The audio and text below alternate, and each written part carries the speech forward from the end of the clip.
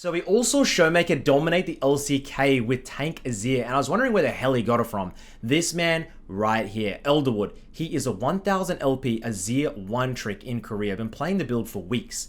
When I saw this build, I thought it was a little bit troll, I'm not gonna lie. Even Kadriel was saying, what the hell is Showmaker doing? But once you see this thing in action, it makes a hell of a lot of sense. Today, I'm gonna jump onto the Rift and show you guys how simple, how brain dead this build is, and how you can climb with it in your own divisions.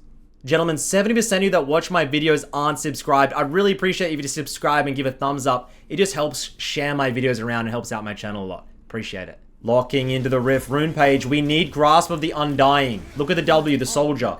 It gives on hit, so you're going to be able to proc the Grasp in lane, which gives us a chance to lane against something as oppressive as Karma. Don't get me started on a Karma rant, because I will rant for 27 minutes about why I hate Karma in the mid lane. But I'm having a nice day today, and I'm not going to ruin it about thinking about why Karma has ruined mid lane in 2024 and why whoever has done this needs to answer for their crimes. I'll do that in another time. Game plan in the early game. Grass procs. Bang, bang, bang. Whittle them away. Are you getting a solo kill? Maybe. It's possible. Unlikely into something like a Karma. But into these melee champions, if you're able to play into something like a Yasuo or Kiana, who I'm playing in the moment, you whittle them away. You cheese them out, you get a freeze, you poke, poke, poke, and eventually they're either going to have to take a really bad recall, which is equivalent to getting a lot of the time people think you have to get kills in lanes to get advantages. Sometimes making them take a bad recall, getting a freeze, is going to result in a better opportunity than getting a kill. Like, you have to get your little brain around it. I know it's hard, but like putting them behind half a level and getting a 10x, like a 10 CS lead, like, it's the same as getting a kill, especially if you can get a play to something. Like, your lane is the most consistent thing you're going to be able to get in the mid lane. You don't need to consistently kill your opponent. It's cool. It's fun. I do it all the time, especially when I play Kiana. But you don't have to do it. This build revolves around getting tanky. You get Leandries, you get Frozen Heart, you get Abyssal Mask. You have armor, you have magic resist, you have damage. Back in my day, I played professionally on stage with an audience playing Azir.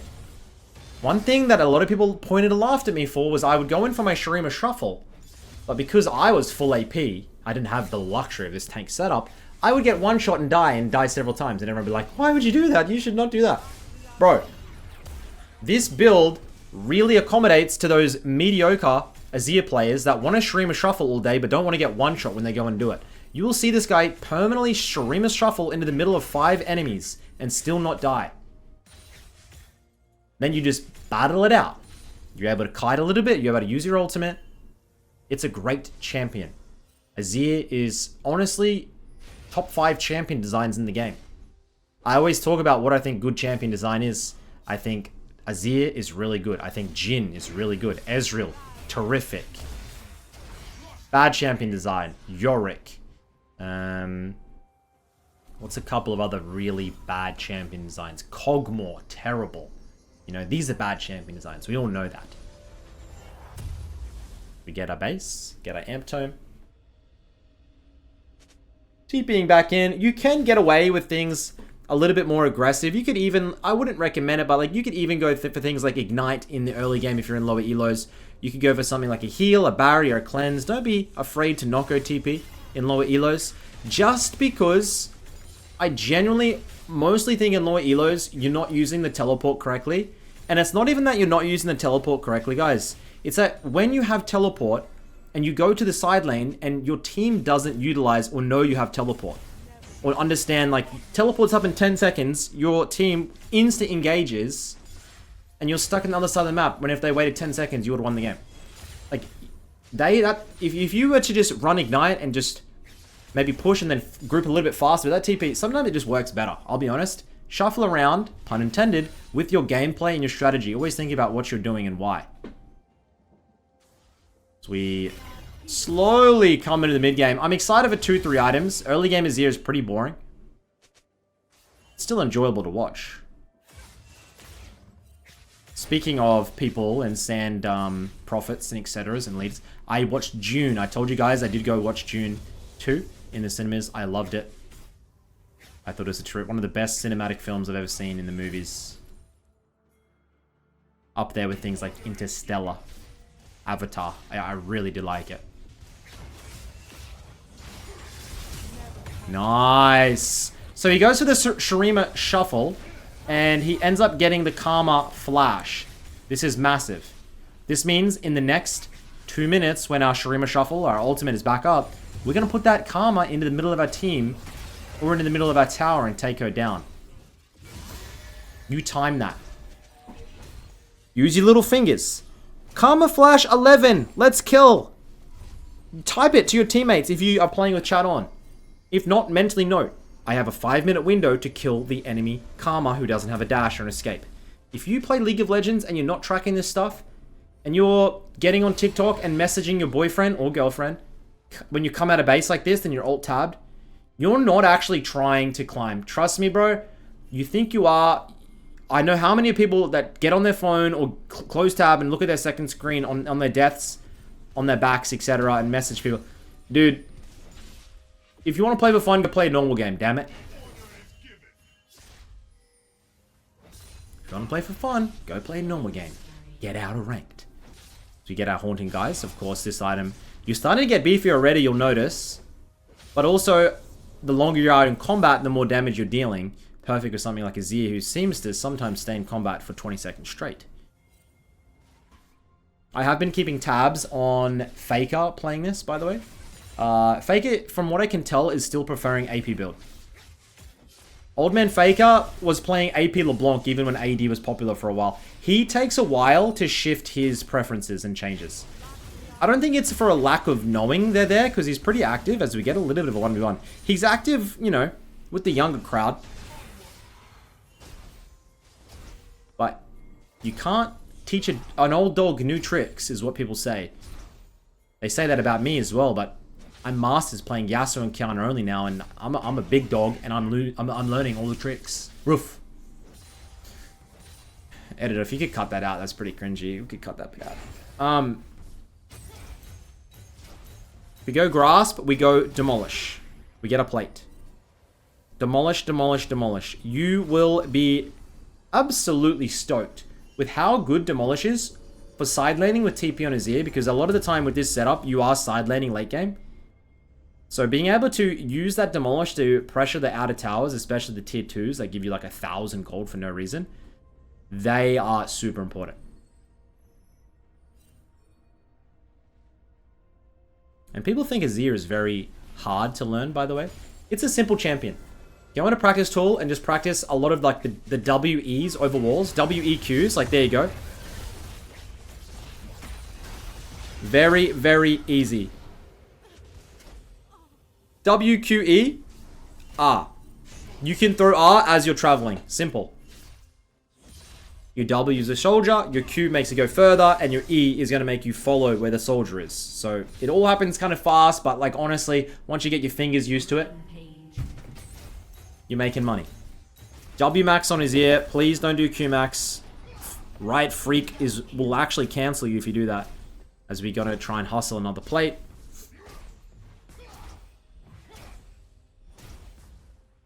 There is a few Azir one tricks in high elo Korea and China. There's a lot of them that play at top, by the way. They play mid top Azir really often. It's a very, I genuinely think it's a more hybrid champion than people think. You can play it mid and top easily. Top lane, I think matchups are even better sometimes.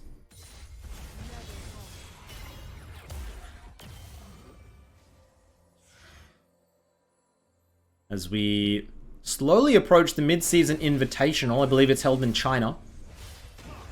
Favorites coming in are going to be teams like Gen G, who decimate. Spoiler alert for LCK fans. Decimated Faker in T1 last night. I told every single person that I knew when this new Gen G roster was assembled with the Prophet, the Chosen One, Chovy. I knew for a fact that they would dominate this year and win Worlds. I keep telling everybody, this team is unbeatable in their correct state with the correct map. Like, they won't lose. Now, maybe I did say that last year, but we've made upgrades this year. You know? Am I an undercover Gen G hardcore fan? Maybe. I can't tell you this. All I know is take the mortgage, put it on Gen G to win worlds. All I'm saying, gamble responsibly. As we get a little bit of a river skirmish. Nothing happening. No tickles down in the bot lane for us. Hui in the bot lane, by the way. Hui gets played bot, as in like APC and support, probably as often as it gets played mid these days. Very interesting champion design. I don't know what... I think it's actually a really good champion design. I think Hui is actually... At release, I thought trash. As time has progressed, I generally think it's a very satisfying, well-designed mid lane mage. It's a great mid lane mage. It is difficult to play, but it's strong. It's terrific. We really have nothing going for us in this early game. Enemy Twitch is fed. Enemy Hecarim is fed. Praying we're going to get a little bit of a team fight at like 20 minutes. But unlikely. Ward comes out. Karma. I think she is actually going to get nerfed next patch. I don't know when next patch is, but she should be getting nerfed. We did just have a patch. Couple of changes coming out. Twisted Fate, finally. The AD crap completely gutted, finally. Kog'Maw, interestingly. Huge buff to Kog'Maw. I think he's the biggest win rate increase. Couple of other small changes. Not seeing too many trends erupt. Puts the ward out. Looks for the top lane fight. Hecarim bounty would be massive. We go in. We collect one. Now all eyes are... Can we get the Hecarim bounty? We hit the ultimate. And now we need to get the heck out of here. Has to flash. Hecarim is on the hunt. We're going top. We're still tanky. But Hecarim is hunting. And he's not able to get it. Thank freaking Christ. As we have 2100 gold in the pocket. And we are going to head back to base. Pretty good tempo here. This is going to be a good one to see if he can carry. Leandry is purchased. There you go. And now we have our damage item. We're able to start going for our tank. And it feels good. Look how much, like, look at his health bar. You're so tanky. Still only just with the Leandries. You know? Then when you start adding on health multipliers, armor, magic resist, it is really gross of a champion. I think it actually might be designed better like this. Win rate above 50% on a champion like Azir, like, come on. You know it's busted. You have to have a 1v9 mindset on Azir, though. Your team is very likely going to get behind early, and you have to not complain. You have to, in your brain, be saying to yourself, good. I'm happy I'm behind. I'm happy my teammates are losing. It gives me a chance to prove myself and become the carry that everybody believed in me. You know? That's your mindset in League. If you don't have that mindset in League and in life, then you need a new damn mindset. Oh, woe is me. My teammates int every game and everybody is against me. Oh, I lost my job. Oh. Like, you need a lion mindset. You cannot be a gazelle. Shut down. Lions aren't the biggest in the jungle. Why are lions the king of the jungle, you know? They're not the biggest. The elephant is the biggest. They're not the smartest. They're not the fastest. The cheetah is the fastest. It's lion mentality. That's what you need. That's what I have. I'm a lion. We get an assist on the Renekton. We have a lot of animals in League. A lot of the animal kingdom. We have birds. We have monkeys. We have horses. We have crocodiles. We have... Okay. Karma. I think we die for this. I think that was a little bit too deep. We end up going down. We have rats. We have cats.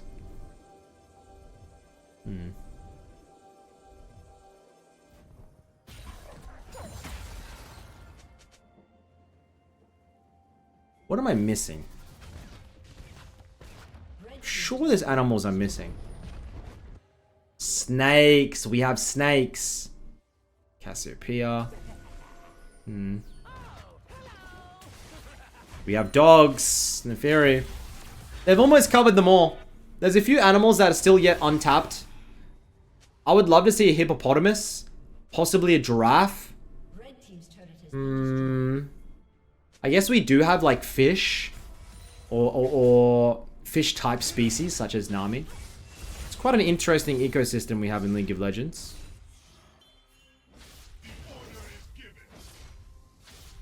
Yes. Anyways, that's the League of Legends Animal Kingdom with Midbeast. Sorry for rambling for 2 minutes.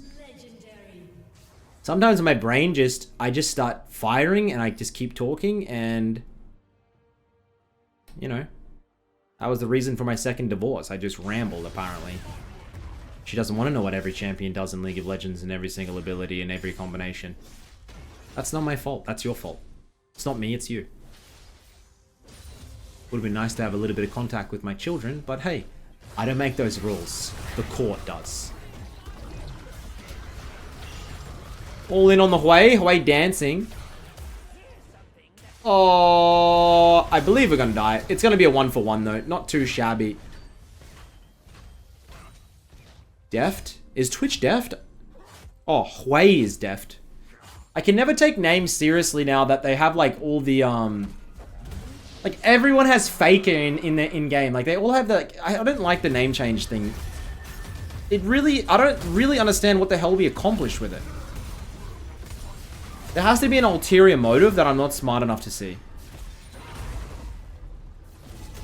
I have people messaging me like, Drew, you just inted my games. What the hell? You suck. And it's like an account that's not even me most of the time. Like it's somebody that has the name Midbeast and it's not actually my account. Sometimes, let's be honest, it is me and that is my account. But most of the time, at least 50% of the time, it's not actually me. So stop. If you get inted by me or someone associated with me, don't at me on Twitter or anything. Don't DM me. I can't control it.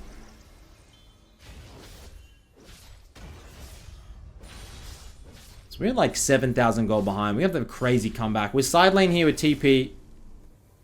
At this stage, it's very easy to just give up because the enemy has a Karma Hecarim combo with the Twitch. We're going to make our way towards Morello and Frozen Heart. Morello is a great item, by the way.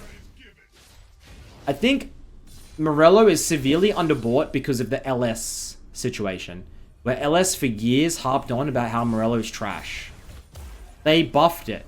It's so cheap. The stats efficiency is really good now. But because everybody was told by LS and his disciples, don't build Morello, it's useless, they're healing. Stat-wise, it's pretty solid, just by stats. The healing on top of it's nice as well, like the anti, like it's...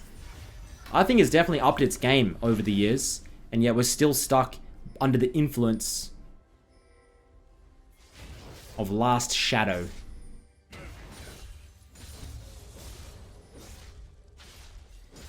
So we get level 13.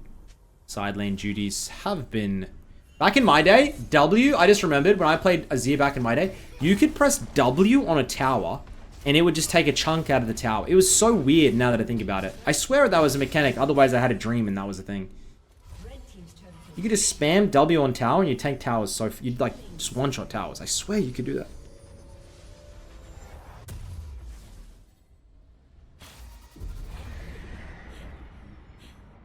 He puts the Herald mid. Kaiser's looking solid. The biggest issue of this game is the Lee Sin versus Hecarim. As we get the flash. Do you see how you flash forward on that Azir?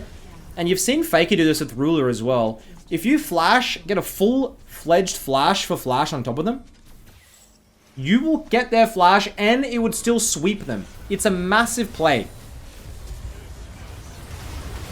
Tower's been set up. We're going to go straight in onto the Twitch. We get the Twitch. We get the Hui. It's a shame we didn't get that shutdown onto the Azir, but we can move with it.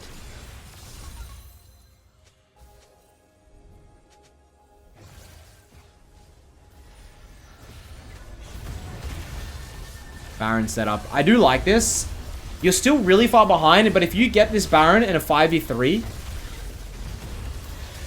or a 5v2 even, it's huge. Hecarim goes in, doesn't get the steal. And dude, this is such a good play by Red Team. They end up eating the bounties, getting all the shutdowns, and this just puts them straight back into the game. It's actually like impeccable macro there, but like, it's always hard to do those type of plays in low elos, I find. Like if you try and do that in Emerald, because everybody doesn't commit to the Baron, everyone starts getting scared, no one knows what to do. You hesitate, you die. The enemy team just eats you up.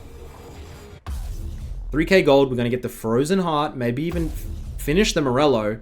And say hello to 3,000 health. 150 armor. We're not dying from here. Then we go into things like the Abyssal Mask. Of course, getting some extra damage. Getting some extra magic resist. And then you can top it all off with things like the Crypto Bloom. Go Void Stuff. You can even go tankier if you would like. There is really no stopping you. Go more damage.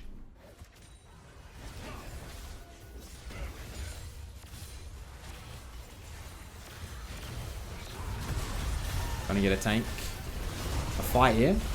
See if he goes in. Goes for the shuffle. Oh my lord, that was well weighted. He's just gonna eat them all up here. And yours, like, that Frozen Heart, you get on top of them, and the Twitch, you get on top of the Hecarim, the Renekton, they can't really do anything, man. The Frozen Heart is such an OP item. So you stream a shuffle in, you're in the middle of them, but it's, as opposed to the old build, not beneficial, now it's beneficial. You're having a good bloody time. So we're going to show the Demolish there. Easy take of the tower. 10 stacks on the Dark Seal. Wouldn't hate getting a Medjai's as you get a TP into the top lane. This is pretty common. If you have the opportunity to TP top lane, like right now, just use it. Because you're going for max gold buy for the next fight. Yeah, 2,600 gold. There you go. 12. He is... I can't do maths. He is a lot of lead. As we get our Abyssal Mask. Gonna make myself a little bit smaller. And we have 107 magic resist, 158 armor, 3.2k health. This is the core. This is the core 4. You don't need the Morello, but a lot of the times you're getting so much good value out of it. I've seen him substitute it for things like the Rift. As we go in. You're just ulting off cooldown at this point. You're not scared to go in. This is just going to be a slaughter from here. Ooh, okay, Lee Sin. Don't do that again, bro. You're making us scared. Are they going to end? No way.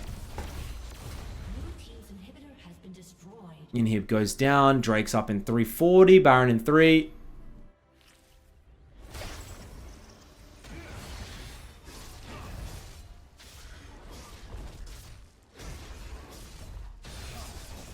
I reckon he's going for the Medjai's. At this point, you may as well. You have that good a tempo. You have Flash coming up. Okay, that was not necessary, Kai'Sa. You silly goose. So we get our base off, and it is a Medjai Soul Stealer. We're coming out of the base full build pretty much. You only have 250 ability power. You really don't have that much AP. It's just more about sustained damage. That's all it is. You're tanking up so much. Your ratios are still fine. And hopefully we see a crucial late game team fight with this setup.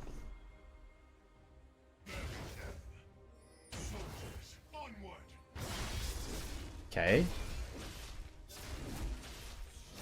First we must wait for the Kai'Sa. Get the red buff. Slow it down a little bit. Slow it down a little bit.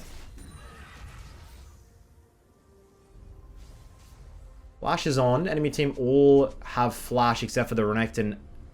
No, bot side anyway, so it's going to be pretty hard to try and catch somebody out. You don't want to be too overzealous. You lose games here. Still only 2k gold lead with this momentum.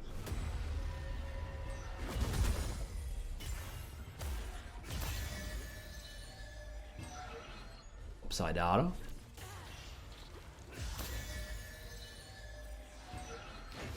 Now, if you can get this Tank Azir into a full AD comp, it's essentially a free win, genuinely. You're never going to die. You could even go for something like an Frozen Heart into Hourglass. Maybe it even, like, you could even, and this is might be crazy, you could go for the Iceborne Gauntlet. Like, you can have so much experimentation with this setup. So we get poked out a little bit. W-E, wait, then Q for the poke combo. I always like to see that. Some people say I invented that combo in Season 5. I like to say that I didn't, but I did, probably. Renekton going in. Azir going in. We're going to use that ultimate to self-peel. We're getting quite low here. We're getting quite low. Azir. No. We tanked for so long on that Twitch. We take an ace. 26 minute in. Ladies and gentlemen, hope you have enjoyed today's video. Good luck in your own games. This build's really OP. Like, genuinely try it out. Tell me what you think. Climb a couple of divisions. And hopefully, I'll be seeing you on my next video. Good night.